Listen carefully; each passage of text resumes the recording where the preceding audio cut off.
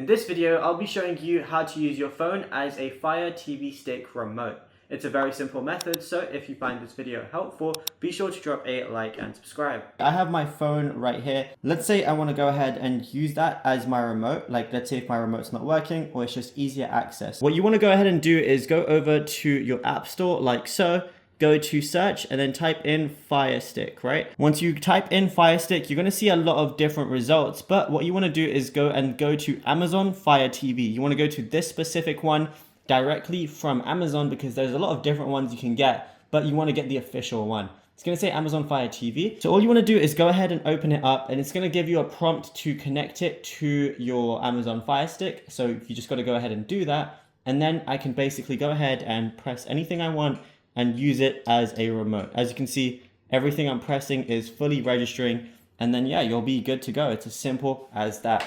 Now, if you found this video helpful, be sure to drop a like and subscribe, and also be sure to check out all our other Amazon Fire Stick videos on the channel.